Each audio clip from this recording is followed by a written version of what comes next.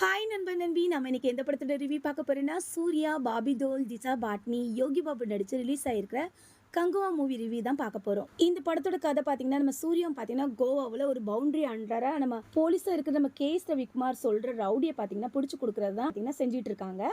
இங்க ஒரு சின்ன பையனை பார்த்தீங்கன்னா ஒரு ஆராய்ச்சி கூடத்துல இருந்து தப்பிச்சு வந்து நம்ம சூர்யாவை சூர்யா பார்த்தீங்கன்னா அந்த பையனை பார்த்ததுமே அவங்களுக்குள்ளேயே பார்த்தீங்கன்னா ஒரு ஃபீல், அதாவது இந்த பையனை எங்கேயோ பார்த்துருக்க மாதிரி இருக்கே அப்படின்னு யோசிக்க நினைப்பாங்க. அவங்க யோசிச்ச கொஞ்ச நேரத்திலே பார்த்தீங்கன்னா ஹெலிகாப்டர் இருந்து ரஷ்ய படையே பார்த்தீங்கன்னா வந்து அந்த பையனை தூக்கிட்டு போயிடுவாங்க.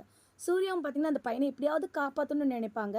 இதை வச்சு பார்க்கும்போது கடந்த காலத்தில் சூர்யாவுக்கும் அந்த பையனுக்கும் எந்த மாதிரி ஒரு பந்தம், அதே நேரம் நிகழ்காலத்தில் ரஷ்ய படைக்கிட்ட இருந்து அந்த பையனை சூர்யா காப்பாற்றினாங்களா இல்லையாங்கிறதான் படத்தோட கதையேங்க. சொல்லப்போனால் அந்த படத்தில் பார்த்தீங்கன்னா சூர்யாவோட நடிப்பு மட்டும்தாங்க நல்லாவே இருந்துச்சு. இந்த படத்தில் நடித்த திஷா பாட்னியாக இருக்கட்டும், பாபி தியோலா இருக்கட்டும், போஸ் வெங்கட், அப்புறம் நம்ம நடராஜ் அவங்க, அதுக்கப்புறம் நம்ம யோகி பாபு அவங்க நடிப்புலாம் பார்த்தீங்கன்னா சொல்லிக்கிற மாதிரி எதுவுமே இல்லை.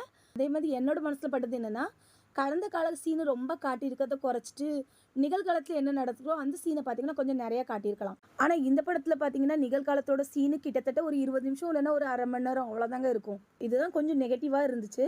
அதே மாதிரி இந்த படத்தில் கிளைமேக்ஸில் ஒரு ஃபைட் வச்சுருப்பாங்க. அந்த ஃபைட் சீன் உண்மையிலேங்க ரொம்பவே நல்லா இருந்துச்சு. எனக்கு ஒரு சீன் ஸ்பெஷலாக ரொம்ப பிடிச்சிருந்து. என்ன சீன்னா, ஒரு தண்ணிக்குள்ளே ஒரு முதலை கூட நம்ம சூர்யா அவங்க பார்த்தீங்கன்னா மாசா அது கூட போராடி அதை போட்டு தள்ளுற சீன் ரொம்பவே நல்லா இருந்தது.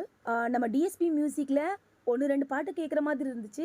ஆனால் என்கிட்ட கேட்டிங்கன்னா நான் என்ன சொல்லுவேன்னா, இந்த மாதிரி படத்துக்கு எதுக்குங்க 4-5 சாங்ஸ்லாம் வச்சுக்கிட்டு சும்மா பின்னாடி பேக்ரவுண்டு மியூசிக் இருந்தால் பார்த்தாதா?